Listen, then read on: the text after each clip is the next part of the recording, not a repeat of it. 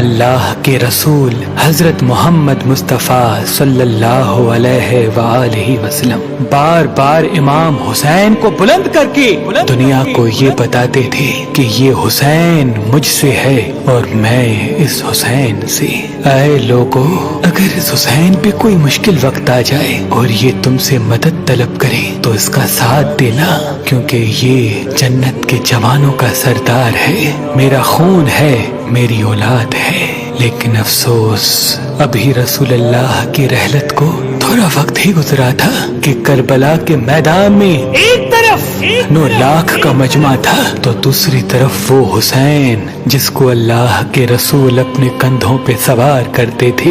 امام حسین علیہ السلام اپنے نانا کی امت سے بار بار کہتے رہے کہ کیوں میرا رستہ روکا ہے؟ اے لوگو، پہچانو، میں تمہارے نبی کا نواسا ہوں، کیوں 3 دن سے میرے بچوں کو پیاسا رکھا ہے؟ کیوں میرے عزیز و اقارب کو شہید کیا ہے؟ بتاؤ، کیا میں نے رسول اللہ کی شریعت میں ترامیم کی ہے؟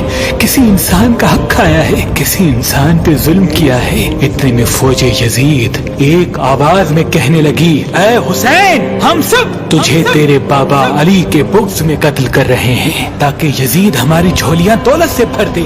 امام حسین نے فرمایا، اے لوگو، آج جس اسلام کا علم تمہارے ہاتھوں میں بلند ہے، یہ علم میرے بابا علی نے بلند کیا۔ مت بھولنا، خیبر و خندق میں اگر علی نہ ہوتے تو اسلام کی فتح ناممکن تھی۔ وہ علی جس نے پوری زندگی اسلام کی تبلیغ کی، حق کو بلند کیا، رسول اللہ کی حفاظت کی، آج اس علی کو یہ اجر دے رہے ہو۔ اے لوگو، بتاؤ، اللہ کے رسول نے بار بار میرے بابا علی کا ہاتھ بلند کر کے فرمایا تھا کہ جہاں حق ہوگا وہاں علی ہوگا، جہاں علی ہوگا وہاں حق ہوگا، اور آج اس علی اور اولاد رسول کو یہ اجر دے رہے ہو۔ اتنے میں یزید کی فوج کے سپہ سالاروں نے دیکھا کہ کہیں فوج میں بغاوت نہ ہو جائے۔ اے شمر، کیا دیکھ رہے ہو؟ حملہ کرو! بس لاکھوں کی فوج نے جب رسول اللہ کے نواسے پہ حملہ کیا، امام حسین علیہ السلام نے اللہ کا نام لیا اور ذوالفقار کو نیام سے نکالا۔ تاریخ گواہ ہے،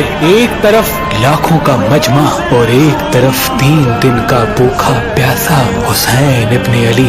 زمین پہ اس طرح کی جنگ پہلے کبھی نہیں دیکھی تھی کہ ایک تنہا انسان لاکھوں کے مجمع کو اس طرح سے فنار کر رہا ہے کہ فوجی اشکیا واپس پلٹ کے بھاگنے لگی۔ امام حسین فوج یزید سے مخاطب ہو کے فرماتے ہیں، آؤ، 3 دن کے بھوکے کی جنگ دیکھو، 3 دن کے پیاسے کی جنگ دیکھو، رسول کے اس نواسے کی جنگ دیکھو، اس کی جنگ دیکھو جس کا جوان بھائی مارا گیا، جس کے جوان بیٹے کو نظروں کے سامنے قتل کیا گیا، جس نے اپنے ہی ہاتھوں سے اپنے بچے کی قبر بنائی۔ امام حسین شیر کی طرح مجھے یزید سے لڑ رہے ہیں۔ اتنے میں آواز غیب آتی ہے، حسین، تیرا اللہ تجھ سے راضی ہوا۔ بس اس صدا کا سننا تھا، امام حسین علیہ السلام نے اپنے ذوالفقار کو تھام لیا۔ اتنی میں عمر بن سعد کہتا ہے، شمر، کیا دیکھ رہے ہو؟ یہ علی کا شیر ہے، اس کو مات دینا ناممکن ہے، جاؤ خیموں کو آگ لگا دو۔ بس کچھ ظالموں نے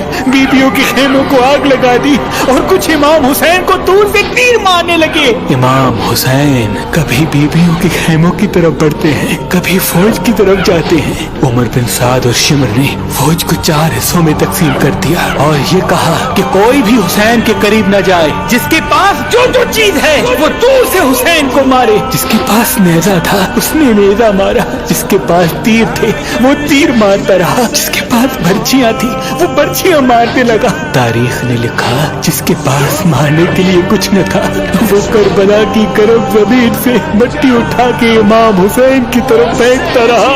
امام حسین کے جسم مبارک پہ ہزاروں زخم لگتے رہے، آپ کے جسم مبارک پر اتنے تیر تھے کہ آپ کا جسم مبارک نظر تک نہیں آ رہا تھا۔ بس جیسے ہی نواسا رسول گھوڑے کی زین سے زمین پہ آتے ہیں، فوج یزید جھومنا شروع کر دیتی ہے، لیکن اتنے میں وہ گھوڑا جس پہ آپ سواری کیا کرتے تھے وہ امام حسین کے چاروں طرف گھومنا شروع کر دیتا ہے تاکہ ان تیروں سے میں اپنے آقا حسین کو بچا لوں۔ وہ گھوڑا دوڑ ہی رہا تھا، इतने में उमर बिन साद ने कहा, ऐ लोगो रुको, मैंने अपनी आंखों से देखा था इस घोड़े पे अल्लाह के रसूल सवारी करते थे, कहीं तीर इस घोड़े को न लगे। और यूं तीरों को चलाना बंद किया गया। अफसोस है उन लोगों को उस घोड़े का तो एहतराम मालूम था जिस पे रसूल अल्लाह सवारी किया करते थे, लेकिन उस हुसैन का एहतराम भूल चुके जिनको अपने कंधों पे सवार करके उम्मत को दिखाया करते थे।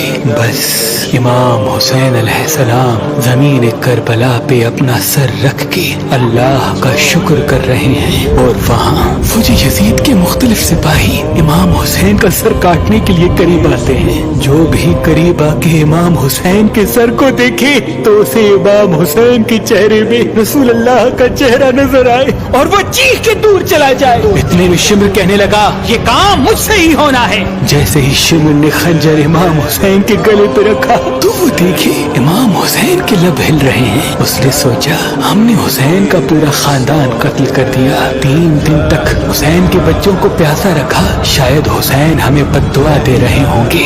सुनने के लिए कान करीब करें तो क्या सुने, इमाम हुसैन अलैहिस्सलाम अल्लाह की दरबार में अल्लाह की नेमतों का शुक्र कर रहे हैं कि ऐ अल्लाह तेरा शुक्र है कि इस अजीम इम्तिहान के लिए तूने इस हुसैन को चुना। इतने में इमाम हुसैन ने आंखें खोली और शिमर से कहा, ऐ शिमर, क्या तू नहीं जानता मैं रसूल अल्लाह का नवासा हूँ, जन्नत का सरदार हूँ, हक पे हूँ, बेजुर्म हूँ। शिमर ने कहा, हाँ मुझे मालूम है। फिर आपने फरमाया, तो क्यों कत्ल कर रहे हो? शिमर ने कहा, ताकि यजीद मेरी झोली दुनियावी दौलत से भर दे। बस ये कहते कहते शिमर इमाम हुसैन का गला काटता रहा और फौजी यजीद मुसलसल झूमती रही। इमाम हुसैन के सर कलम होने के बाद सादात को लूटा गया। इमाम हुसैन के सर मुबारक को लोग सीना पे बुलंद कर दिया।